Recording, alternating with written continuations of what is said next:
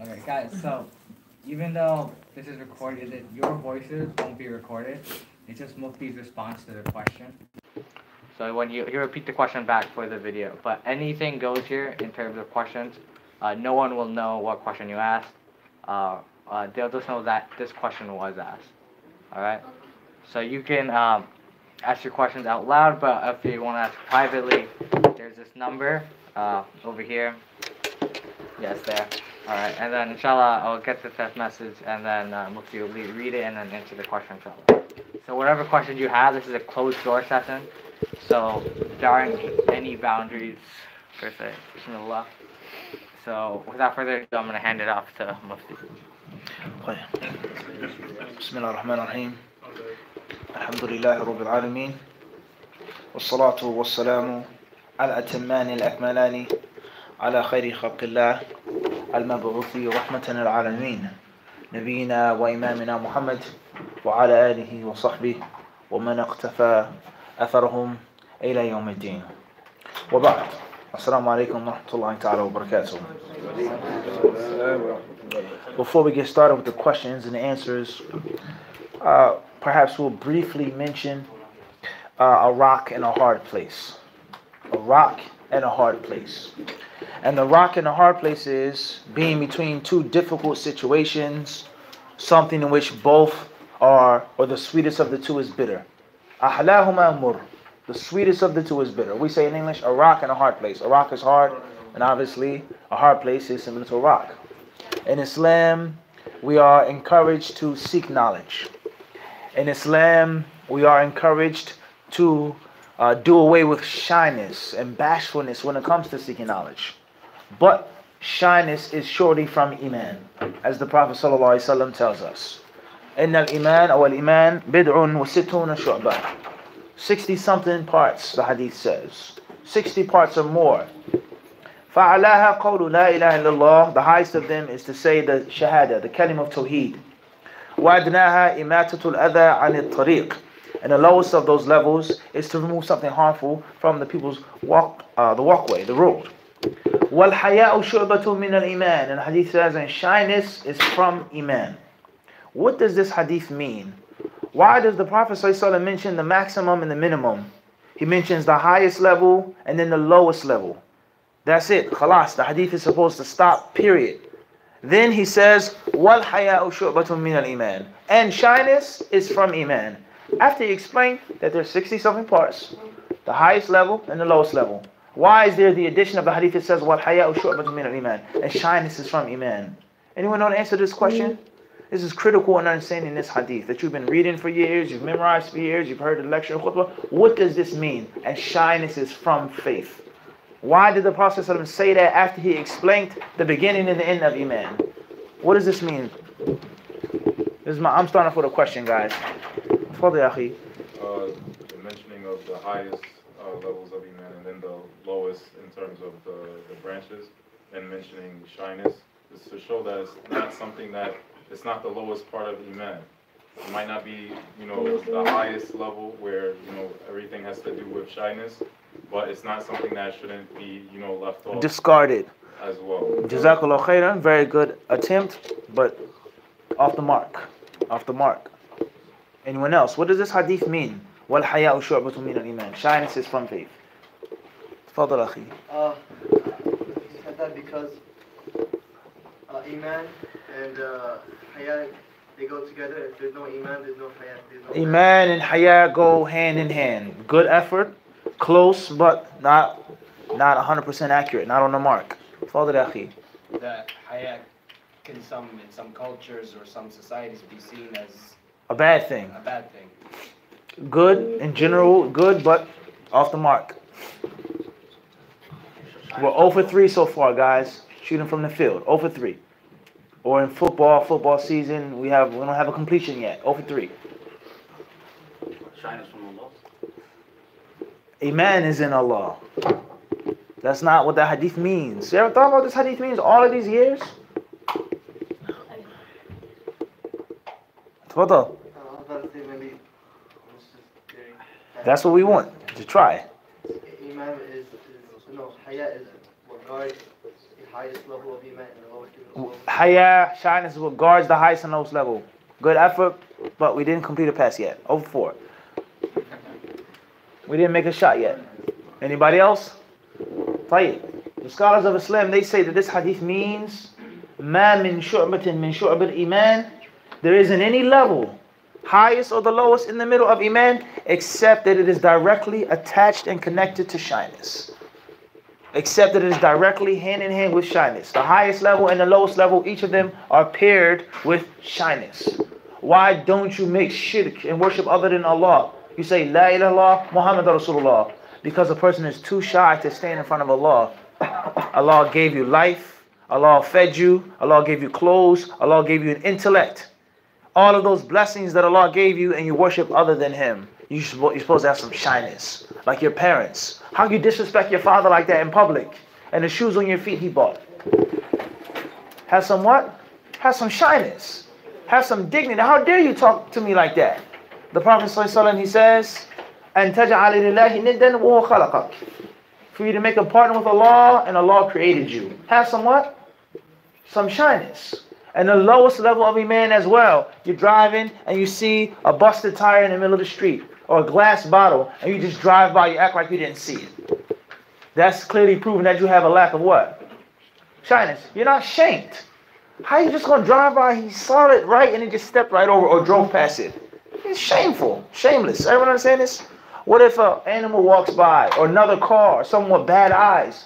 How would you feel if your grandmother driving with bad vision and she clearly crashes or busts her tire? You have no shame. So shame and iman is like brown on rice. The ulama of Islam say that's what this hadith means. They go hand in hand. Ibn Qayyim rahimahullah, he explains that shyness, the word al-haya or shame, and al-hayat, life, he says they're directly connected to each other. And the scholars of Islam, they differ on which of the two comes first. From which is derived the other. The chicken and the egg or the chicken?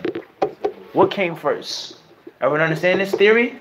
Was it the chicken that hatched eggs, the hen? Or was it the opposite? So is there life, and then from the word hayat came the word hayat? Or is there haya, and from haya came hayat, life? Everyone understand this? So this is an Islamic principle, is to be shy. But another Islamic principle is to ask questions and not to be shy. And to put forth something which may be embarrassing, or maybe you feel a stupid question or a dumb question, or I want to get put on the spot. So now you're between a what? A rock and a what? A hard place. Islam oftentimes mentions things indirectly. There's an indirect expression, not to mention the bluntness of something else.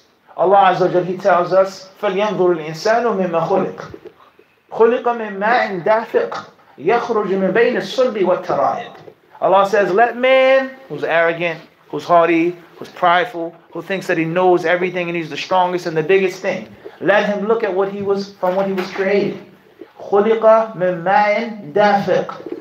He was created from water that gushes forth. It's indirect. And it doesn't actually say ejaculation. مِنْ بَيْنِ الصُّلْبِ وَالتَّرَائِبِ. Where's the sulb and where's the tara'ib? It doesn't say the private area of a man and the private part of a woman. That's where you actually come from. So the Quran doesn't mention it directly, but it also mentions it directly. Allah says, أَوْ لَامَسْتُمُ النِّسَاءَ. Or if you touch women, meaning if you're intimate with a woman. But the Quran, it gives a subtle, toned down expression. So there's certain verses in the Quran in which Allah says, دَافِق, water that pushes forth. And there are other verses in which Allah Azza wa Jalla, it mentions it in a subtle manner. So sometimes we are direct in our expressions, and sometimes we are what? Indirect. As the Prophet ﷺ was asked by those sahabiyat, those noble companions, the hadith, well-known, Aisha, Sulaim, the female companions, she says, هَلَ عَلَى الْمَرْأَةِ. He says, when a woman has a dream at night, هَلْ عَلَيْهَا مِنْ غُسْلٍ. Does she have to wash up? Does she have to take a ghusl? And we know that some of the sahabiyat, they were afraid, they were scared. And they look down upon it like, you're exposing us in front of the men. You're showing men that we dream at night. And we have lusts and desires like men have lusts and desires for women. And the Prophet ﷺ, he says, Naam, min ayna aw mimma yakunu shabahu. How does a child resemble its parents if it isn't for the fact that women have this process of ejaculation as well? So they says, فَضَحْتَ النِّسَاء. You're exposing us. That's what they said. But she wasn't shy to ask that question. To do what? To ask that question. And there are other times which the Prophet ﷺ once more used indirect expressions. He says, La hatta, he says, Yadhuqa usaylataki. So sometimes we have to be straightforward and blunt, and other times we have to be indirect and subtle. Everyone understand this? And this is one of the challenges of seeking knowledge. This is one of the challenges of seeking knowledge. From one aspect, you have to be aggressive. But from another aspect, you have to respect your teacher. The people at the lectures, they say all the time, don't overburden the sheikh. Don't ask too many questions. He's tired. He wants to go home. Don't. And that's partially true. But at the same time, how can you exert and how can you show and manifest that you're hungry for ilm? And you respect this person and you want to soak it all up for the limited period of time. So once more, you're stuck between a what? A rock and a hard place. So this is with regards to seeking ilm, asking questions. Sometimes it's a green light. Sometimes it's a yellow light, and sometimes it may be a red light. You have to learn when to ask and when not to ask. What's a dumb question, quote unquote, and what's not a dumb question, quote unquote. What's too embarrassing, I'm too ashamed to ask it, or should I keep falling into act and committing the act, etc. Everyone understand the point that we're trying to get to? So this is the balance of the talib al-ilm, of the student of knowledge. And the more you perfect this, and the more you work on this, the more you can benefit from knowledge. Because certain times you have to be shy. Sometimes you have to be indirect. Sometimes you have to use some type of tact. And other times you have to be blunt and right to the point. Khayran, inshallah. So I think that is a reminder for us all. And Allah subhanahu wa ta'ala surely knows best. If you want to start with the questions, if they have any. Right. Question says, my voice is not, huh? It says, Assalamu alaikum mufti. Jazakallahu khairan for doing this. I've recently started taking my knowledge of Islam a little more seriously, alhamdulillah. And so I've started following and studying one madhab under a teacher. I know this question is probably one of conflict, but I'd like to understand the rulings and differences of opinion on following or not following the madhab. Wa alaikum assalam wa rahmatullahi wa barakatuh. May Allah bless you and give you the success. There's a difference between following a madhab and between studying a madhab. A huge difference between the two, like the East and the West. To systematically study fiqh from a manual, a classic, traditional, orthodox book from A to Z in a simplified, easily laid out way. That's one thing. Under one teacher. Perfecting one style, crawling before you walk. That's one thing. Versus I'm going to follow a statement or a set in a collection of statements from A to Z. I'm not going to think. I'm not going to use my mind. I'm not going to look outside of this book or this madhab, and I want to follow it to the T. They are not the same, and oftentimes people, they mix and they jumble these two concepts together, intentionally or unintentionally. Obviously, once more, the sweeter of the two is bitter. If you intentionally mix the truth and the falsehood, then we all know the ruling of that. And if you unintentionally mix the truth and the falsehood, then it proves that you lack knowledge. You lack knowledge, and you're not scholastically accurate. So there's a huge difference. A beginner versus someone who's intermediate. There's a huge difference between someone who's intermediate versus someone who's an expert, has been studying for years. So following a madhab is not studying a madhab. Studying a madhab does not necessitate following a madhab. Studying under one teacher to learn the way with the intention of breaking off when you grow strong enough, that's a different story. There's a simple lesson that we learn from the animal world. We learn this from birds, the birds in the nests. They don't ask questions when the mother brings back the worm, when the mother brings back the rat or the mouse. They open their beaks and they eat. They eat, they eat, they eat. I want one bigger, I want one smaller, I don't want to eat this, they eat. They follow. But then they eventually have to venture outside of the nest. And the baby owls, it takes weeks and months for them to become expert hunters to go out and hunt themselves and get what they want to eat. But before they can fly and soar and grab with their talons, they have to follow. So if you have the intention of being in the nest for the rest of your life, that's one thing. If you have the intention of leaving the nest and growing and maturing and finding the truth yourself with this proof and evidence, then that's different. And oftentimes we mix between the two. We mix between the two. What's important is to take your time. What's important is to devote yourself to a simple, easy way in the beginning.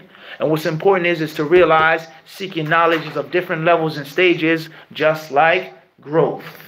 You grow and you mature. You can't expect someone who's been studying 10 years to behave like someone who's been studying 1 year. That's not right, and that is not what Abu Hanifa wanted or intended, or Malik, or Shafi'i, or Ahmed, or any other scholar from the scholars of Al-Islam. That is in brief, and Allah knows best. Question says, Assalamu alaikum. What should we do if we are invited to an event hosted by other Muslim organizations and they are lenient and how they manage things, particularly regarding their intergender relations? Wa alaikum assalam wa rahmatullahi wa barakatuh. If you're invited, why are you being invited? To go and listen and benefit and learn? To go be a speaker? To go be a volunteer? To help them out? To coordinate? Etc. What is your purpose there? If you have to go there, or if your presence is going to be better than you not going there, then that's one thing. If you don't have to go, you really aren't needed there, don't go. But make sure that you take a stance against intergender relations all around the board. In the supermarket, at the zoo, when you go to school, at work, wherever you go, make sure that you have no intergender relations. Oftentimes Muslims, alhamdulillah, they want to do good. And they want to practice the sunnah, or what they think is the sunnah. But they don't realize that the sunnah is not just based off of convenience. You can't implement it when you want to.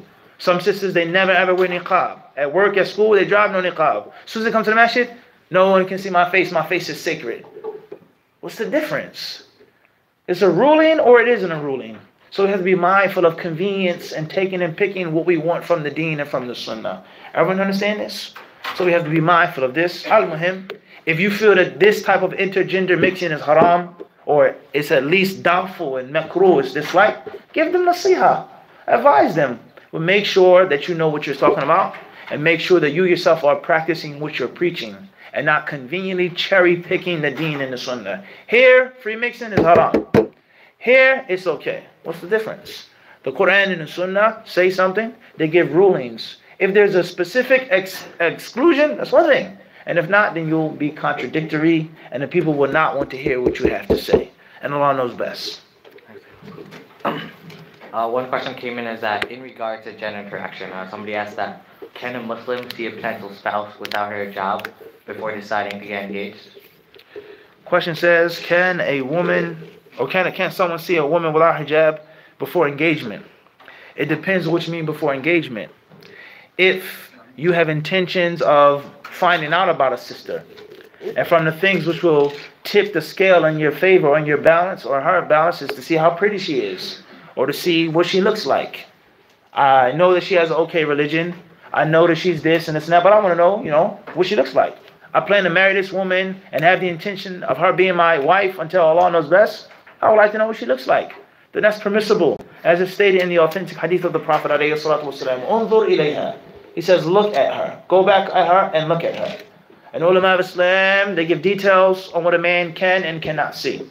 We've done a video in which we've given extensive detail on this issue on HadithDisciple about what can you or cannot see from your potential spouse.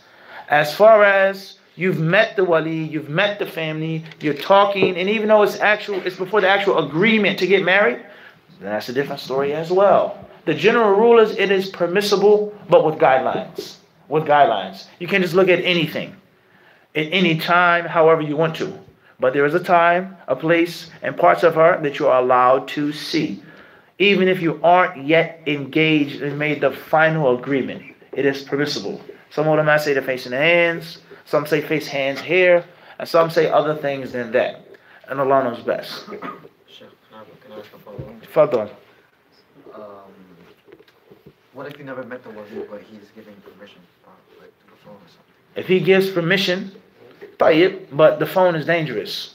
If you look at her, at a picture is one thing, Skype or video call, FaceTime, you have to have some type of guidance, some type of instruction, some type of taqwa, because you can slip. I was referring to just like the wali, just you not meeting him because you said you have to meet him. Crystal clear, crystal clear. If the wali gives permission, that's one thing. But any type of interaction which you're looking at the opposite sex on the phone can become potentially dangerous. So you have to proceed with caution.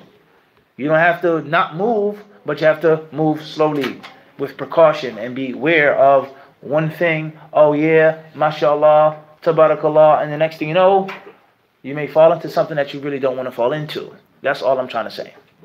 And Allah knows best. Staying on that topic, somebody asked at Islam, how do I present myself as a single Muslim who is looking to get married, as a brother or a sister? How do you present yourself as a single Muslim brother trying to get married? Sometimes you should present yourself and sometimes you shouldn't present yourself. Let the people look for you. Let the people look for you. We've explained this before. We did how many hours? 4 hours on marriage in light of Quran and Sunnah? 6 hours. A 6-hour workshop in which we explained these things in detail. So I'll just give you a scenario like this. If you're in the masjid and you're doing what you're supposed to be doing for your own soul, not for me or no one else, but you're trying to be a good Muslim, or you go to school, or you work at a place, and we know that you have good character. You're a handsome brother. We know you're working. You're not perfect. You're striving to do the right thing. The moment someone comes to me, I have a daughter that needs to get married. I have a sister that needs to get married. My own daughter, my own sister. Who do you think the first person is going to pop up in my head? It's going to be who? The brother Fulan that I see every day, that I work with, that I go to school with, that I teach. So oftentimes you don't always necessarily have to do what? Present yourself. Sometimes you just need to be in the quote unquote the right place at the right time. Do the right thing. Be around the Muslims, and this is one of the benefits of living as Jama'ah. Is we know who you are, you know who we are. Everyone understand this? You need a job, someone's looking for a job. A brother comes to the masjid, I'm a contractor, I need a carpenter or a plumber. Abu Abdurrahman, because I know him and I know he has skill. Everyone understand this? Someone is looking for make Hajj, make Umrah. People, they contact me all the time for Hajj packages, and I don't have a Hajj package, and I've never done a Hajj package from America. But they know that I'm connected with brothers who have Hajj packages. So oftentimes people, they focus too much on searching and presenting themselves, and oftentimes they don't put enough focus on just playing your role and playing your part. And if you do that, it's nothing more than a matter of time before someone finds you. Everyone understand this? Now this may be a little hard to accept, or you guys may say this sounds a little spooky or mystical, but just try it out. Try it out, inshallah ta'ala. What are the chances of a brother being in the circle, we know who he is, and his name not coming up as soon as there's a request? Everyone understand this? And Allah knows best. That's what I would humbly say. As far as if you don't want to go that route and you want to present yourself, then go to the people whom you feel are good people, good Muslims. Go to the places in which you feel like you have a good chance, inshallah, of getting to find a nice wife, bid'nillahi ta'ala. However, there's nothing like someone coming to you. Trust me. There's nothing like someone what? Coming to you. It's a huge difference between the two. A huge difference. Because the first thing that's going to come up when there's an argument is, you wanted me. Right, Sheikh? Or they say, you wanted to marry my daughter now. You have to fix it. Everyone understand this? Allah knows best. So Mufti, you just spoke on praying self before getting into that process. But what about after you get into that process? You contact the wali. As someone asked that, how should a brother prepare himself when he meets the sister's wali that he wants to marry? I would say if you can, try your best to have the wali in relative knowledge. Someone that you already know in general. Or you've seen before and he's seen you before in general. Everyone understand this? In general. There is no one set rule, brothers. You may find a sister that goes to your college that you want to marry. And you approach her respectfully. Assalamu alaikum, sister. Are you married? Assalamu alaikum. Here's my card. Could you have your father or wali contact me? She says, no, I'm married. Okay, jazakallah khair, I'm sorry. Or she says, no, thank you, I'm not interested. It may be someone that you already know, you grew up with. It may be someone that your mother is trying to hook you up with. There's no one set rule. There's no one what? The basic principle is to be yourself. You go to meet the wali, be yourself. Don't be too nervous. Don't be too shy. Just let it flow naturally. And whatever Allah has decreed for you is going to become easy for you. As the Prophet ﷺ was asked, the companions, they said, why should we do anything?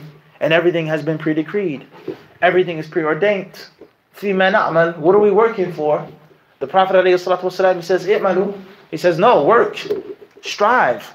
فَكُلٌّ مُيَسَّرٌ لِمَا خُلِقَ لَهُ. For everyone will reach his destiny when Allah facilitates that thing. So just be yourself and be natural. Alright? Don't be overly aggressive, but at the same time present yourself as a respectful young man that's interested. Well, huh? Allah knows best. That brother has a follow-up. Fadda, akhi. And then, in regards to what you just mentioned about, Allah making things easy for us with and what's decreed for us. Sometimes I feel like, I give up too easily when I think about this. So how do you like balance, like, okay, I'm gonna try to do this, oh, I'm not finding it too easy, so I stop. Like, how much do you push? How do you balance that? Clear. With regards to when to stop, how much to push, how much, not to push. Am I hanging on to it too much? The situation is over with, move on, etc. Right? I mean, that's going to depend on you as a person. There's some of us who suffer from anxiety. There's some of us who are defeatists. We always quit and give up. There's some of us who are tenacious. And there's some of us who are plain stubborn, in which we're just trying to find something that cannot be found, or push something that it isn't there. So that's relative and that's subjective. My devotion and my dedication to you is being obsessed. My wisdom and my foreknowledge, it's not going to work out. It's a bad idea. So you say you're a quitter. You're giving up too quick. Allahu Alam. It depends on the person. It depends on the situation. Some sisters, they like for men to pursue them. Play hard to get. It's one of the oldest tricks in the book. It's been around for a very long time. Am I making this up, Sheikh? Play hard to get. Some sisters, they want, have someone pursue them and show that they're serious. There's some walis, some fathers that play hard to get. They want to see your true spirit as a brother. I can't have no one marry my daughter and he's weak. He's weak-willed. He's a quitter. He gives up. No, I need him to be tough. So therefore, the wali may give you a hard time. So it depends on you. And it depends on how good you think the situation is for you in the long run. What's important is to seek Allah's help. Seek Allah's help. Make the istikhara. And take the signs that Allah subhanahu wa ta'ala gives you. If you feel in your heart that there's a chance and it could work out, but there's some bumps in the road, there's some difficulties, be patient. And if you feel that you're wasting your time, then look at another situation, because Allah's earth is spacious. Allah's earth is what? Spacious. And last but not least, there's nothing wrong with you attempting to work on more than one situation at once. There's nothing wrong with that. Approach your brother here. Approach your brother there. There's nothing wrong with that. Because you never know where that one arrow might land. But you have to shoot those arrows. And perhaps it may land on one target at the bullseye. But if you just focus on one thing and only one thing, obviously you see what can happen. Allah knows best. Switching gears a bit, we got a question asking, Assalamu alaikum Shaykh, may Allah bless you and increase you in knowledge and benefit the Muslims. There are times when I am conscious of Allah in my actions, helping me stay away from haram and doubtful matters. But there are times when I have to make a quick critical decision and may be tempted by my desires, causing me to fall in haram or doubtful matters. What can I do in these situations? That's all of us. Each and every one of us is like this. Times in which we feel strong, high iman. Sometimes in which we don't feel so strong and our iman is low. Sometimes in which we feel connected to Allah subhanahu wa ta'ala. And other times we may feel we're just drifting and floating around. That's all of us. Iman fluctuates. It rises and it falls from each and every single servant. Each and every single servant. What's important is, the Prophet ﷺ, he says, إِنَّ الْحَلَالَ بَيِّن وَإِنَّ الْحَرَامَ بَيِّن. The lawful is plain and the unlawful is plain. وَبَيْنَهُمَا أُمُورٌ مُشَبَّهَاتٌ. And between the two are things which aren't so plain. The ulama of Islam, they say that this hadith has different interpretations. And from those interpretations is that it is relative and subjective. To me, it's clearly permissible to do this. But you may feel doubtful about it. To me, it's clearly haram what you're doing. And you may say, no, I read a fatwa and I think. So that differs from person to person. The more knowledge that you have, the more you arm yourself, and most importantly, the more well-grounded you are with principles to stand on, the easier it is to navigate through these doubtful things, differences of opinion, and the list goes on. Because we live in a melting pot. We don't live in a country in which everyone is following one madhab, or we're of one race, or one age, or one gender. It's not like that. We go to school with different people. We sit in the masjid with different people. You go on YouTube looking for your favorite speaker or sheikh, and someone else pops up. So you have to arm yourself. You have to have principles to stand upon, general principles, and you also have to have detailed knowledge. And the last thing that I'll say is, one of the tricks of the shaitan, and it's not just specific to this questioner, is people, they want things that they're undeserving of, unworthy of. There's certain privileges to people who study. Privileges. And if you're not willing to put in the work and make the sacrifice and put in the time and the effort to seek knowledge, you don't deserve this privilege. And from those privileges is to see clearly. From those privileges is to cut on your high beams and you cut through the fog. It's 10 rulings, 10 statements on an issue. This is it right here. That's a privilege. And you can't get that unless you what? Sacrifice the time. So oftentimes we want things, but we're not willing to work for those things. And that's not fair. That's unfair to yourself, that's unfair to knowledge, and that's unfair to the people. So the more that you want to know, you want to have an in-depth knowledge, you want to do without the confusion and dawah, learn more. And if you're unwilling to learn more, then you're unworthy and undeserving of what? Of that privilege. And Allah knows best. You just spoke about dealing with desires and having your principles. Someone asked that, Assalamu alaikum, what do I do if sisters try talking to me and being friendly with me? And I know it is because they may be considering me before marriage.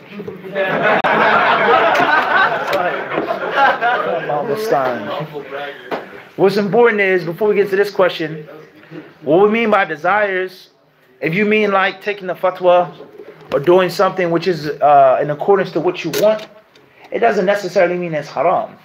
Many people, they think that just because you were going to do what you learned about later, you can't follow it. No, it doesn't mean that. You could have intuition from Allah subhanahu wa ta'ala.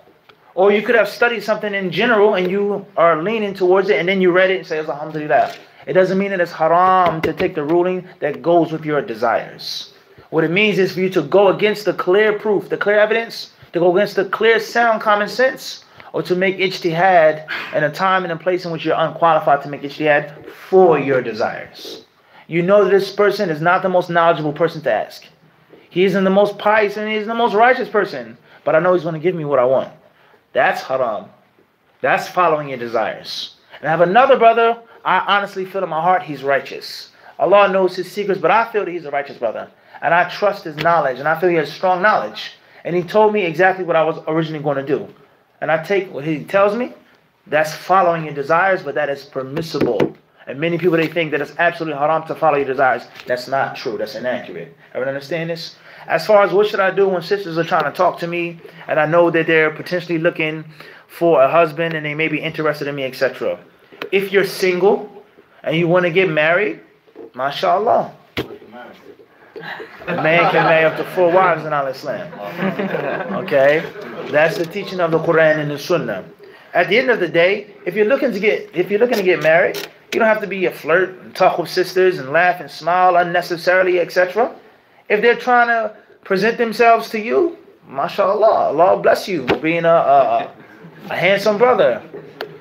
You can't, that's from Allah Azza wa Jalla. Allah gave you that nur, but use it in a positive way. Use it in a positive way, huh? And alhamdulillah, that's a blessing in which a man doesn't necessarily have to put himself out there. And this is why the Prophet ﷺ said, and perhaps we'll mention this hadith at the end of the halaqah, سَبَعَةٌ يُذِلُّهُمُ اللَّهُ بِظِلِّهِ يَوْمَ لَا ظِلَّ إِلَّا ظِلُّهُ. The 7 types of people who will be shaded on the day of judgment. And Allah's shade, and from them the Prophet ﷺ, he says, وَرَجُلٌ دَعَتْهُ امْرَأَةٌ ذَاتُ مَنْصَبٍ وَجَمَالٍ فَقَالَ إِنِّي أَخَافُ اللَّهِ. There was a man who's he's going to be seduced, and a woman who's beautiful and powerful attempts to seduce him and to come at him. And he says, no, because I fear Allah. The ulama of Islam, they say this means is that for a man to resist temptation, going towards a beautiful and powerful woman is strong enough. Let alone a beautiful and powerful woman doing what? Coming at you. That's even more difficult now because I'm not even the one seeking. I'm being sought. And obviously that feeds the ego. And that's less effort, and there's no problem if something goes wrong because I didn't want you wanted me.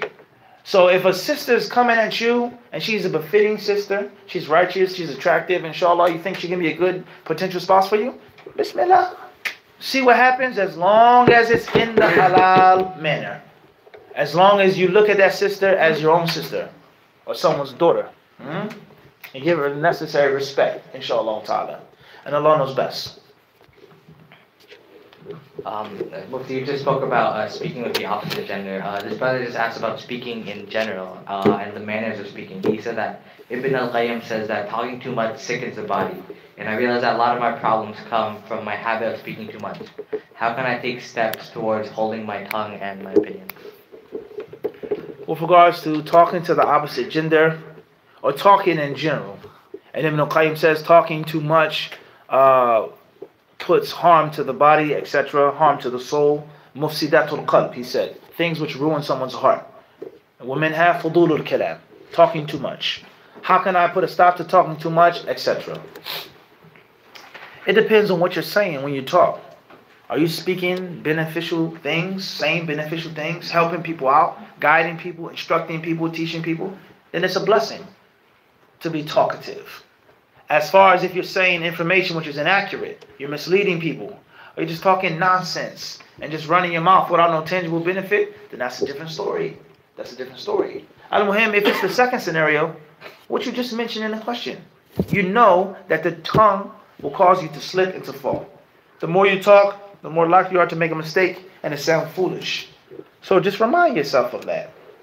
Remind yourself that every time I talk, I'm opening myself up for something dangerous, something that's detrimental to my deen and to my dunya.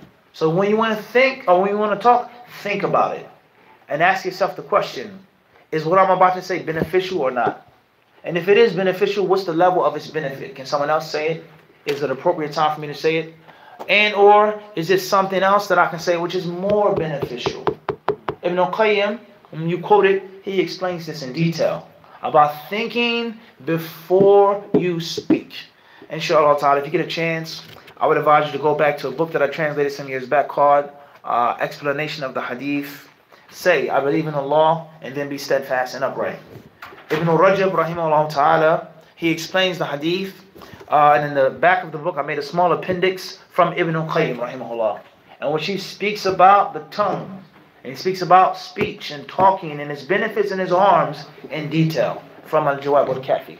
So go back to that book in English, and also go back to the book in Arabic for the details with regards to how to control the tongue, the danger of the tongue, and also the benefit of the tongue. The tongue can be made for dhikr. The tongue can be made for reciting the Quran. The tongue can be made for spreading the deen of Allah Azza wa Jal. It's not all bad, but it's about how you manipulate it and how you control it. So if you have that control, it's a good blessing from Allah. But if you don't have that control, if you don't have that knowledge, then pull the reins, pull the muzzle on your riding beast. And Allah knows best. Please, can I get a tea, please, that you just took from me?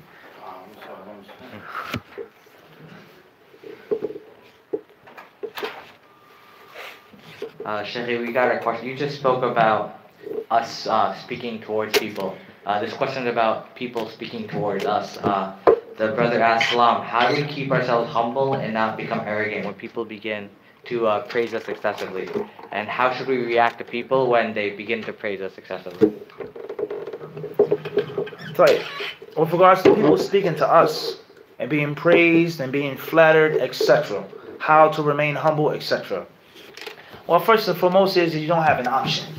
You don't have a choice. As the Prophet ﷺ said, Inna Allah awha ilayya an tawadahu. Allah has told me that you should humble yourselves. Allah has told me, He's given me revelation for you to humble yourselves. So it's not necessarily an option. You don't have an option. Can I be humble, or can I just take flattery and allow my head to swell up? You don't have a choice. That's first and foremost. Secondly is, think about the outcome of accepting unnecessary flattery. When your head swells up but so big, it's only a short period of time before someone takes a pin and pops it. And you'll fall and you become embarrassed and humiliated. When you look down upon people and you think that you're better than someone else because of what you've learned or what you studied or what Allah has given you. So what goes up must come down. As the Prophet ﷺ says, that anything that Allah raises, it must go down. So that's first and foremost. Secondly is, if someone flatters you and it's the truth, they praise you, but it's the truth, and it's not from your request, you don't want them to do it, but they do it. Inshallah, that's a good thing. Because if Allah loves you, He makes His servants and His slaves love you. And if they put you on that pedestal and they give you the respect that you deserve, even though you're humbling yourself, then that's from Allah subhanahu wa ta'ala. But always sticking your neck out for flattery and allowing it and not making no attempt or effort at all, that's a different story, and that's a recipe for disaster. And Allah knows best. Oh shit. Fadl. So the thing is, when that happens, when somebody praises you, it's like it gets scary because you feel like you might become powerful. So how do we get If someone praises you and you're afraid that you may become full of pride, the more knowledge that you have, bi'idhnillahi ta'ala, and it's real practical knowledge, the safer you are. Because you know, of all the books that you read, and that people think that you read much, much more than you actually do, you know that there are hundreds and thousands of books that you haven't read. And there are many other people who have far more knowledge than you.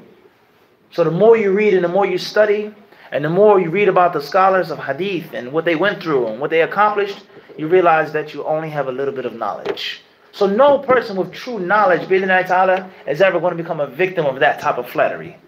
He knows that. And a wise man also knows that flattery sometimes is, yani, as they say overseas, إِيَّاكَ وَالْكَلَامَ الْمَعْصُودِ. It said, beware of speech that's full of honey. Beware of speech that's full of honey. When someone is excessively praising you and flattering you, that's a telltale sign, that's a red flag that something's up. They're setting you up. To give you your respect, that's one thing. To give you the honor that you deserve, that's one thing. But I'm always praising you and saying this and saying that and saying that. Something is up. So you should never ever stick your neck out that far like that. And Allah knows best. Father Akhi. So is it, like I read online that if someone starts practicing a lot of good deeds and become righteous, Allah calls them to sin in order to lessen the fall to sin, in order to make them humble. Is that true?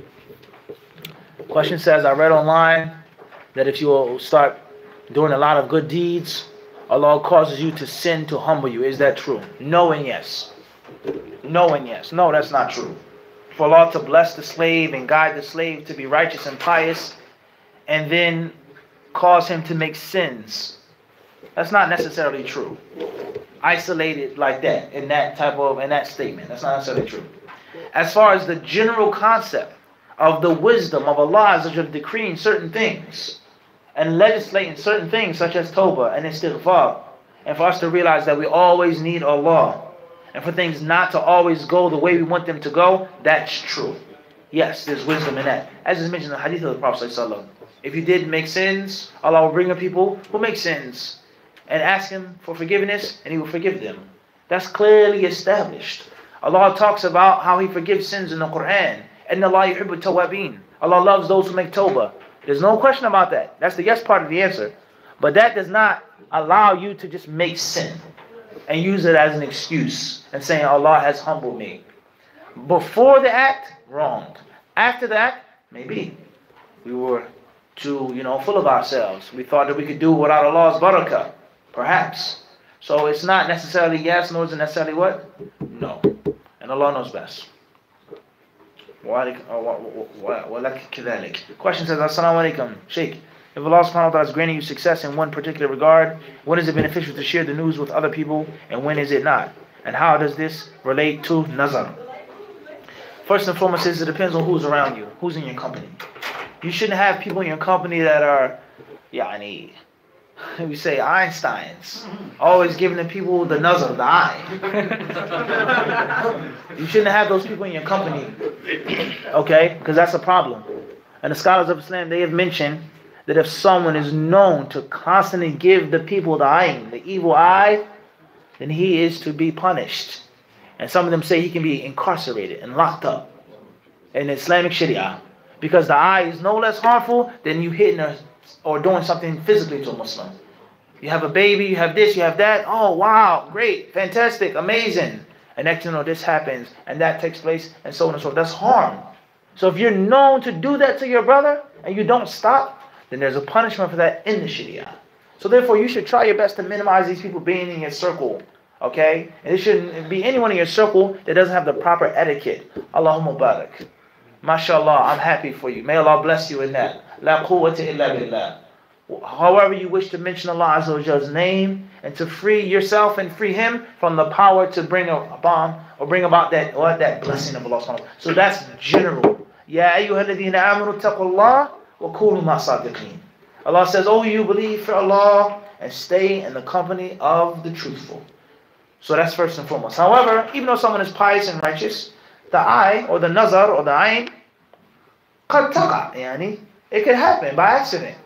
It can happen. A person sees something that's so fantastic and awesome. It could happen. It could what? It could happen. What's important is nothing will happen unless Allah allows it. So before you want someone else to say Allahumma barak, mashallah, make sure that you mention Allah's name. And make sure that you're moderate in giving the glad news and the glad tidings. Mention Allah's name in the beginning and in the end. Alhamdulillah, Allah has blessed me with this, mashallah. So there's an etiquette before, during, and what? And after. What's important is that there are three types of people with regards to the nazar. There are those who are extreme, they're zealots. Everything is because of the ayn. Anything that goes wrong, ayn. Anything that happens, ayn. They didn't do anything wrong, we didn't plan, we didn't exit, ayn. Everything's ayn. That's wrong. And they give ayn power. Like Allah's power. And we know that's a major problem. And then there are those who are totally negligent. And they're in denial of the ayn, of nazar. It doesn't exist. You're superstitious. You're too spooky. No, that's not true. There's no such thing as the eye. No, no, no. No, there is such thing as the eye. And then there are those who are in the middle, who know that the ayn is haqq. It's true. And it can happen. And every single culture and religion and faith, there is the general concept of the eye. If you read about it. From east to west, north to south. Every nation and race, they have a general understanding of the power of one's eye. Read, and you'll find the answer to this. But it doesn't take place unless Allah wills. And it can only do what Allah allows it to do. You protect yourself, you connect yourself to Allah, and don't worry about the people's eye. Because if you just live in fear and hide on people 24/7, you'll be miserable. And the shaitan will conquer you with his doubts. And Allah subhanahu wa ta'ala surely knows best. Wa alaikum assalam wa rahmatullahi wa barakatuh. During times when like one of us is put on the spotlight, like whether it's reciting the Quran in a gathering or leading prayers, or for example a khatib giving a khutbah, like there are a lot of factors, that could influence your intention, and you start doubting if you're doing this truly for the sake of Allah. So like what can we do in those situations, and how can we be like more sure that we're doing these acts for the right reasons? Like with regards to doing things in front of people, acts of piety, acts of the religion, and reciting the Quran and things like this, speaking, how do we know we have the correct intention? How do we know that we're not doing it for the pleasure of the people, but instead doing it for the pleasure of Allah subhanahu wa ta'ala? I would say is, first and foremost, try to remove the people from your mind and from your head. Remove them. Why am I standing in front of the people reciting the Quran? Has Allah commanded me to recite the Quran? Has Allah commanded me to ta'awanu ala birra taqwa, help each other out as long as it's a good thing to do? Has Allah commanded me to be, etc.? If you have the answer, check, then you know that you should be standing there. And if it's 5 people in front of me, or 500 people, it matters not. Then obviously this is easier said than done. But you have to practice it. And every time you're asked to speak or requested to speak, try your best to X and block the people out of your head. And to realize that I'm doing this for Allah subhanahu wa ta'ala. And if more people come and they benefit and they learn and they're inspired through me, that is a blessing. And that's the greatest gift Allah can give a man in this dunya, is to make him an imam, a leader and a role model, in which people follow him. So that's not a bad thing. But always check your intention. Always be mindful of yourself. And be mindful of shaitan, your enemy. And be mindful of shaitan tricking you either 2 sides of extremism. I won't speak, I won't talk because I don't have the right intention. I will speak, I will talk just so you can smile. Just so you can give me money. Just. Look at it like this. When it comes to making a contractual agreement or coming as a speaker and you're receiving an honorarium. I won't speak, I won't teach, I won't do anything unless you pay me. That's a problem. I'll speak, I'll teach, no problem. You can ask me a question. You can call me, you can contact me. I'll give you my time. But there's nothing wrong with me coming here and going there and making a contractual agreement to be there at a specific time and place and to receive some type of compensation. There's a difference between the two. You won't speak unless it's for money. I will speak with or without money, and if money comes, alhamdulillah. If it's 5 people sitting in my class, I teach the class, and there's 5,000 people in the class, I'll teach the class. So you have to have a balance And oftentimes the shaitan tricks people and keeps them away from seeking ilm and teaching ilm under this guise. My intentions aren't correct. My intentions aren't right. The shaitan, he plays with the son of Adam, and he doesn't care how he gets you to stray from the path. Staying in your house by yourself, or sitting in front of people seeking their praise and seeking their financial contributions. So you have to be mindful, and at the end of the day, the Muslim is always to be a warrior. If you feel that it's a day off, and you can let your guard down, and you're not at war with your enemy shaitan, then you haven't understood Islam. وَعْبُدْ رَبَّكَ حَتَّى يَأْتِيكَ الْيَقِينُ. Allah says, worship your Lord until certainty, until the last breath, O Muhammad. There's never a time in which you don't have to struggle with your nafs and with shaitan. But that doesn't mean that you just quit and give up and leave off doing the things that Allah has told you to do. The one who told you to be sincere is also the one who told you to step forward. He's also the one who told you to call to Allah's path, so on and so forth. So there's a balance. And Allah knows best. Shaykh, a question came in about a personal struggle a brother is having, but a struggle that many of us, anybody can really face. Assalamu alaikum. People have come to rely on me in many ways, alhamdulillah, but I feel that now I must be strong in every and all situations, so that people do not panic or have any fear, and so they can feel that they can rely on me. I feel like I can't show any sort of emotional weakness or reliance on others because of the consequences it may have on these people around me. What do I do? Question says that people rely on me and they look for me for guidance and for leadership and to be emotionally strong and mentally strong, and I myself cannot show any type of emotional or physical or spiritual or mental weakness, etc. I agree and I disagree. I agree that alhamdulillah, it's a good thing that you realize that Allah has chosen you to help others and to support others, and it has to be someone who's strong that we go to when we are weak. That's a good thing, like being an imam. An imam, he's not perfect. He's not an angel. He's the son of Adam. He's a human being. He gets on the minbar and he says, Ya ayyuhan nasu taqu rabbakum. Oh people, fear your Lord. And he himself is a sinner on one scale or another. He's a human being. He gets mad. He gets angry. He may raise his voice at his kids. He may get into an argument with his wife. He may do something which is bad, but on a smaller level. But he still realizes that he has a responsibility, and Allah has chosen him, and Allah has raised him to be a good example for the people. So that's a good thing, and oftentimes we can't show certain types of weakness because the people, they look to you for strength. They look to you for strength. They look for the solution and for the answer to their problems in you. But at the same time, I don't agree that you can't show no weakness because you're a human being.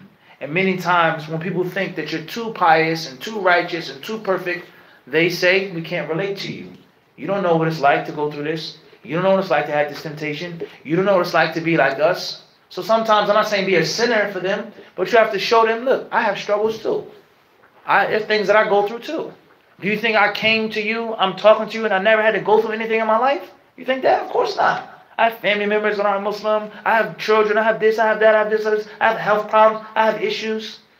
So sometimes you can relate to them as well. And oftentimes, you can embrace this type of traumatic situation, death, and you cry, and people see you cry. It has an effect upon them because they see that you're crying, you're a human being, but at the same time, you're handling yourself. You're not breaking down and giving up and quitting. So sometimes that can have a more profound effect than just having a stone face and saying, I can't cry because the people look at me for guidance. So this is what I feel, and Allah subhanahu wa ta'ala surely knows best.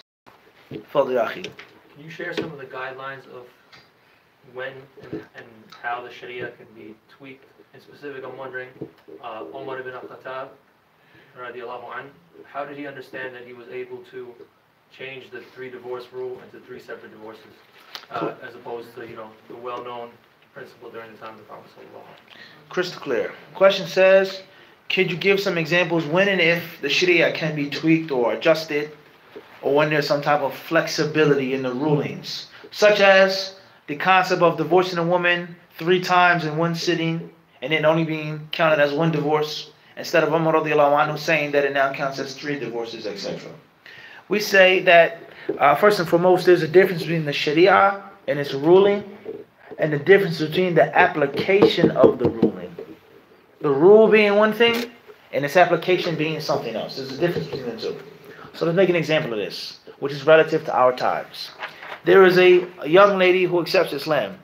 And let's say she lives in a far remote place from the main city, from indigenous Muslims or Muslims who've migrated from other countries. She's far from the masjid, maybe somewhere way out in the Midwest or far up north or far down south. There are no Muslims where she is. And she wants to be a Muslim. She watched a YouTube video and she took her shahada. So the moment that she says, Ashhadu an la ilaha illallah, wa ashhadu anna Muhammad Rasulullah, the moment she makes the kalima of Tawheed and she believes in it, and she's 16 years old, or 17 years old, or 19 years old, the moment she makes that shahada, she is a believing woman. And she has to wear what? Hijab. It's obligatory upon her. And pray and everything else. The moment she becomes a Muslim. However, one may say that if she puts on the khimar, her family would kick her out. And if she's kicked out of her home, where would she go and live? In a shelter? On the street? They may abuse her. They may cut her off. They may not give her no food, no money. They may try to beat her up. They may take her to a mental hospital. They may force some type of surgery or force her to take some type of pills. Or to go to a psychiatrist and says she's mentally ill. She's a Muslim. She's going to be a terrorist, so on and so on and so forth. So one may say in this situation, you don't have to wear your khimar. In this situation, until you move out, until you get married, until you go to school and you're far away from your parents. You go outside, you pray, you lock your door, wear your khimar. You go to the dinner table, don't wear your khimar. In this situation. But the ruling of Allah and His Messenger has not changed from over 1400 years ago. And that is, when a woman is of age, she must at least wear a khimar. She must cover her awrah. So the ruling hasn't changed. And the ruling has not and cannot be tweaked. But the application of the ruling for this specific woman in this specific situation could possibly be tweaked. Clear on that? And I feel that's a much easier example than the concept of the 3 divorces with regards to Umar ibn al-Khattab radiallahu anhu. So that's first and foremost. And there are many, many examples like that. There are many other what? Examples like that. Let's say, for example, there's a security guard or a police officer or someone who works in the airport and he's a Muslim. But he has to hide his Islam to protect them from oppressing Muslims. And if they knew he was a Muslim, they would kick him out of the system. He sees someone with a Muslim name, he sees you come through the airport, let this guy go. Let him through. Don't harass him. Don't allow him to miss his flight. For example.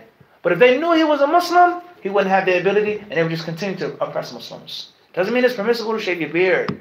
Doesn't mean it's permissible not to recognize yourself as a Muslim. But in certain situations. Clear on that? As far as Umar radiallahu ta'ala anhu, then there's several different issues here. First and foremost is, Umar radiallahu anhu had a special status. The Prophet alayhi salatu wasalam, he says, indeed, there were people who came before you, Nas, that were what? That had inspiration from Allah Azza wa Jal. فَإِن يَكُمْ فِي أُمَّتِي أَحَدٌ فَعُمَرٌ. He says, if there any one of these people in my nation who has this divinely guided intuition, then it is Umar ibn al-Khattab radiallahu anhu. So he had a special virtue, a high amount of knowledge, and divinely guided intuition. In which he would say something, he would feel something, and Allah will confirm it. In which he would say something or feel something, and the Prophet will confirm it. That's firstly. Secondly, there is a hadith that states, فَعَلَيْكُمْ بِسُنَّتِي وَسُنَّةِ الْخُلَفَاءِ الرَّاشِدِينَ الْمَهْدِيِّينَ. Hold fast to my sunnah and the sunnah of the rightly guided caliphs. And ulama have 2 main interpretations about this hadith. The first is pertaining to the 4, Abu Bakr as-Siddiq, Umar al-Faruq, Uthman ibn Affan, Dhul Nurayn, and Ali ibn Abi Talib radiallahu ta'ala anhum wa ardahum. And others, they say, any Khalifa who is Rashid, who is rightly guided. No doubt that on both interpretations clearly applies to Umar radiallahu anhu. Last but not least, there's a difference between the ruler, the Qadi, the Hakim, and the Islamic court system. And seeing that people are abusing a thing and disrespecting a thing. And there's something which could be open to the ijtihad of the ruler, but the original ruling remains sacred and it remains divine. Such as flogging a drunkard. Or such as allowing the divorce to be 1 versus 3. From one aspect, if a man says that his wife is divorced 3 times, it's 3 divorces from one aspect, hypothetically. And from another aspect, a man only intends to divorce his wife once. So the people that keep abusing talaq, they keep rushing and hastening forth to divorce their wives over the smallest, simplest reason. So the ruler, he says, you know what? We're going to apply it literally as it is. Until the people slow down. and give respect to the ruling that Allah has originally what? Giving them. So these are some of the interpretations with regards to what Umar radiallahu anhu did here. The drunkard, how many times? 40 times versus 80 times. The other end of Uthman, and many other aqdiyah, judgments of the companions. Abu Bakr as-Siddiq radiallahu anhu, he says, we will fight these people who refuse to give the zakah. And Umar radiallahu anhu, he says, how can you fight them? And they say, Ashhadu an la ilaha illallah, Ashhadu anna Muhammadan Rasulullah. And we all know what Abu Bakr said. And we all know how Umar radiallahu anhu submitted to what Abu Bakr radiallahu anhu had decided. So the details with regards to the rule of the Khalifa and the rules that he makes, and are those rules solid or are they meant to be flexible? One asks the question, what's the purpose of flogging the drunkard? Except to do what? What's the wisdom of flogging a drunkard? Someone who drinks. What's the wisdom? A deterrent, without a question. As Uthman radiallahu anhu is quoted to have said, listen to this athar.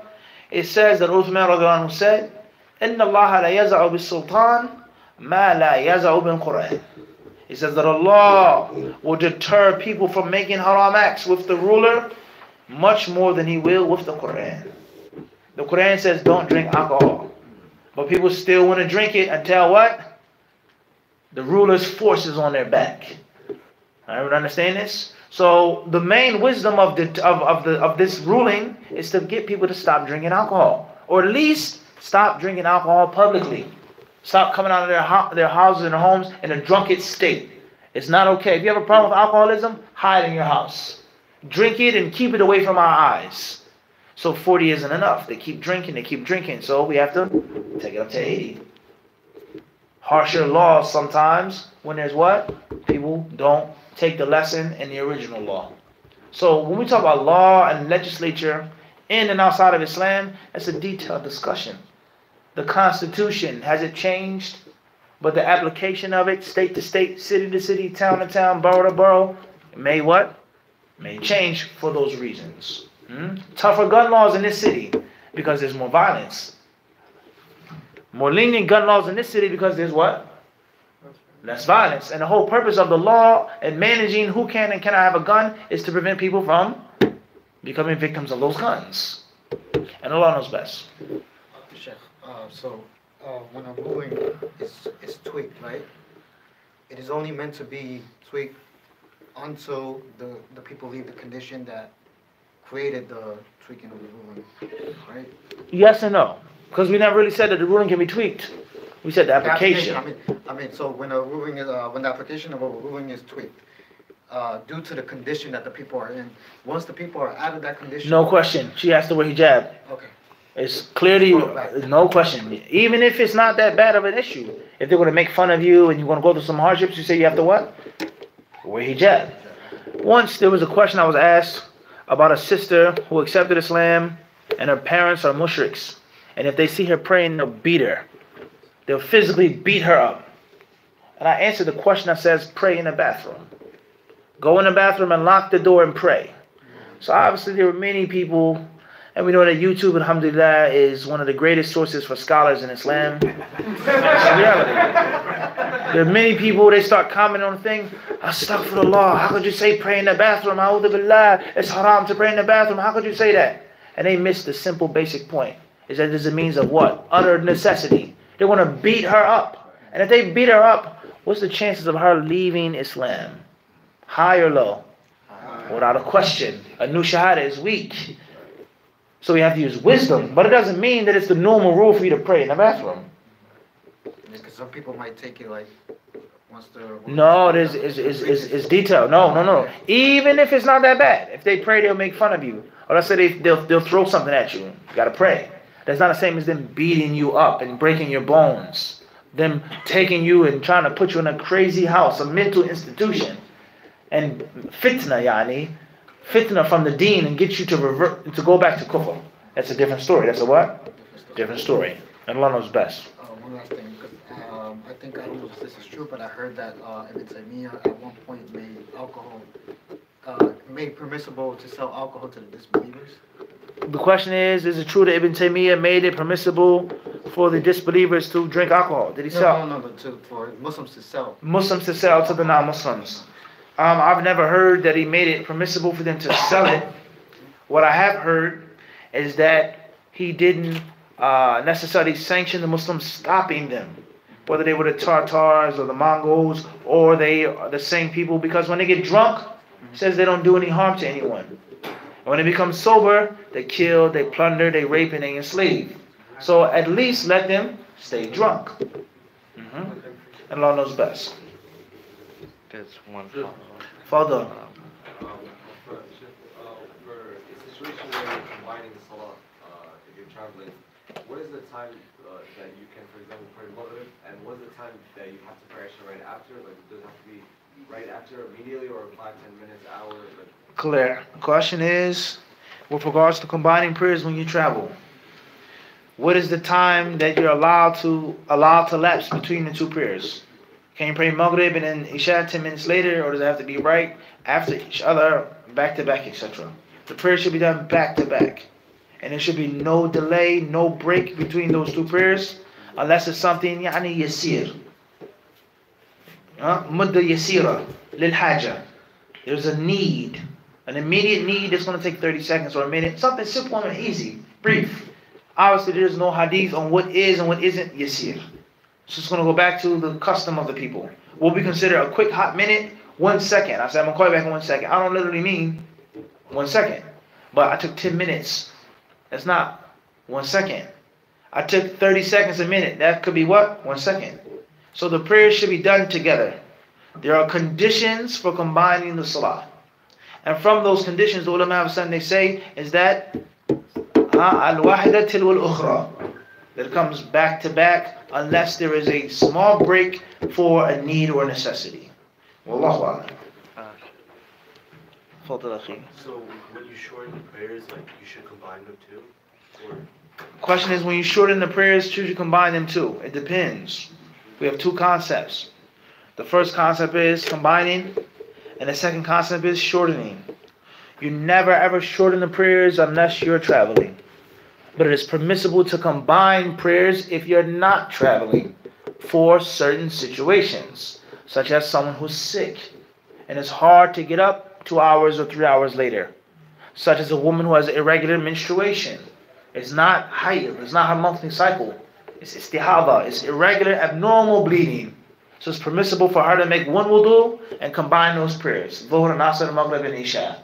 Or such as a person who, let's say, he knows and he feels that something is going to happen that's going to preoccupy him from having the ability to pray. Such as really, really bad traffic. Right now I'm in Manhattan, Dhuhr is in. For one reason or another, I have to drive to Long Island or Queens. I have to go. It's a necessity. In rush hour. Nafis, you know that you're going to be what? Stuck in traffic for at least 2-3 hours. Easily. Can you make salah in the car? Stop and go. People are beeping the horns behind you, etc. So a person may say, I'm not doing this every single day, but I know that I'm not going to have the ability to make asr. I'm not going to get to Long Island until Maghrib time.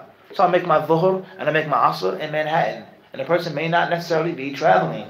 But shortening is only khas b'safar. The only time you shorten prayer is when you're traveling. But there are times in which you can combine the prayer when you're not what? Traveling. And some of the scenarios that I just explained. That's one clear on that. As far as when you are traveling, then the general rule is that you should combine and shorten. But there's certain instances in which the Prophet ﷺ shortened and didn't combine. Certain specific situations. But the general rule is that's a rukhsa for you to combine and to shorten according to those ulama who hold that view that it is a rukhsa. Clear? Allah knows best. Father Akhi. So, if you're traveling somewhere, and you have to go somewhere to pray. So if you can't pray 2 rakats behind the imam, can you just do the 4? When you pray, you're a traveler and you're praying behind an imam who's a resident. The sunnah is to pray and to follow the imam from beginning to end. And do not make the taslim, but to follow the imam from the takbirah to the taslim. That's the sunnah of the Prophet ﷺ. As far as if you're the imam, different story. Praying by yourself, different story. You came late, one may even say, different story. But if you come in the beginning of salat, no, you're just like a resident behind that imam. And Allah knows best. Okay, I know that everybody has a lot of questions. I'm gonna give Mufti one last question that was emailed in, and then tomorrow from 11 to 12 there's a speaker. Actually, 11 to 12:15. There's a speaker's corner. It's in the lobby registration area. Mufti will be there answering your questions. You can answer directly to him, inshallah. I want to end with this one last question because we're approaching 12:30. The title of our conference here is Myself, My Family, Our Community. This last question is about myself. It's a problem with that you will struggle internally, and I would like Mufti to wrap it all up with this question, as it's something that any Muslim at any time they often think of this question and they don't know the answer to it. The brother asks, Assalamu alaikum. I'm a Muslim who loves the deen, and I love learning about the deen, and I love to teach the deen. However, I'm a sinner and I commit major sins in a daily, sometimes more than once a day. I feel bad committing sins while always teaching people about Islam. But does this make me a hypocrite? If so, please tell me what to do. Jazakallah khair. Barakallahu fiqh. Shaykh Islam ibn Taymiyyah rahimahullah ta'ala, he said that a person who tells the people to fear Allah and he tells the people to avoid disobeying Allah, i.e. he enjoins the good and forbids the evil, but he himself is a sinner. He makes sins and he makes mistakes and he becomes hypocritical. He says that the shaitan could trick him and fool him. And that is because right now you have two obligations in Islam. The first obligation is to be pious and righteous yourself. And the second obligation is to enjoin the good and forbid the evil. So let's say a person has to fall into violating one of these two obligations. Does it make sense for him to lose one or to lose two? Makes the most sense to do what? Without a question. So Ibn Taymiyyah, he says the one who doesn't tell the people to enjoy the good, he doesn't enjoy the good and forbid the evil, just because he's hypocritical himself, he says he's now fallen into double sin. He's now fallen into double sin. So Allah could forgive you for being hypocritical, but at least you knew what was right and wrong. At least you felt that you could try to save your brothers and help your brothers and warn them, instead of you yourself becoming lost, abandoning yourself, and also abandoning your brothers. Look at this fiqh. Fiqh alim jiddan. Think about it. The lesser of the two evils. So just because you're making a sin, you may have an addiction or a substance or a problem that you're addicted to, that Allah has kept away from people's eyes. He has screened the people from seeing your personal weakness. That in itself is a blessing. And it doesn't mean that you should stop teaching and enjoining the good and forbidding the evil. Because perhaps one day you give a khutbah, you give a lesson, you teach someone, and you feel so guilty and so shameful for being hypocritical, it'll cause you to stop. Perhaps. Everyone understand this? But if you quit and you give up, what's the chances of you stop making this major sin that you do daily? What's the chances, Lord? Slim to none. But perhaps Allah will give you mercy just out of the sheer benefit of ilm and teaching ilm. As Anas radiallahu anhu narrated in Jami' at-Tirmidhi, that a man in the time of the Prophet ﷺ was working and earning money, right? And he took care of his brother. And he went to the Prophet ﷺ and he says to my brother, it's just, freeloading off of me. I do all of the work. He benefits from my hard work because he's sitting with you and learning from you. What did the Prophet ﷺ tell him? He says, لَعَلَّكَ تُرْزَقُ بِسَبِبِهِ. He says, maybe Allah is giving you money because of him. Maybe Allah is giving you wealth because of him seeking ilm. So Allah could maybe save you. We know He can. If He wishes, He has the ability to do that. But I'm saying Allah may choose to save you. He may give you that divine support that you need to stop that sin because of the barakah of ilm. And the barakah of teaching ilm and spreading ilm. And do we realize, brothers, that when you do a class, you know how many people may be making dua for you? These people making dua for you, they may be righteous, pious Muslims that don't have the sin that you're making. Their dua may be answered by Allah. Allah could save you. Allah could protect you from the sheer beauty of ilm. So just stop and think about those words. And do not allow the shaitan to totally trick you and trap you and get you to leave off of both. But at the same time, it's unbefitting for you to tell the people to fear Allah and you yourself don't fear Him. It's unbefitting. And there's a hadith about that. Usama ibn Zayd narrated in Sahih that there will be a man in the fire of hell, and his intestines, his guts, will be falling out of his abdomen, And he will walk around, circumambulating, walking around like a donkey does around a flour mill. And the people of the hellfire will congregate, and they will surround him. And they say, Malaka ya fulan, i.e., what are you doing here? Right? It's a reality. A Muslim's in a club, and he sees somebody, what are you doing here? I'm supposed to be here, but what? This is what this hadith is saying. This is what hadith is saying. Not you. You're not supposed to be here. Didn't you tell us this? Didn't you teach us? Didn't you? And we all know what the man will say. I used to tell you to do it, but I didn't do it myself. Etc. to the end of the hadith. So it's dangerous. كَبُرَ مَقْتًا عِنْدَ اللَّهِ أَن تَقُولُوا مَا لَا تَفْعَلُونَ. Allah says that Allah hates this and abhors this. For you to say what you don't do. You don't practice what you preach. So that's a major sin. No question. But it's also a sin to leave off what I just explained. So keep fighting yourself. Keep battling. Don't give up. Don't quit. And if you have the desire to teach, that's a blessing from Allah. So keep teaching, keep studying, keep spreading the ilm, and try to work on yourself. Subhanahu wa ta'ala. And what's important is you can't lose if you stay on the path. Even if you keep making a sin, but you keep making tawbah, you keep trying, you keep feeling bad for yourself, bi'idhnillah, you'll be upon good until death comes to you. That's the best advice I think that can be given on a situation. And Allah surely knows best. Allah Azza wa Jal is the Most High. Wa sallallahu sallam wa barak ala abdihi wa rasulihi nabiyina wa imamina Muhammad. Jazakumullah khairan. So I said that because I was notified 12:30.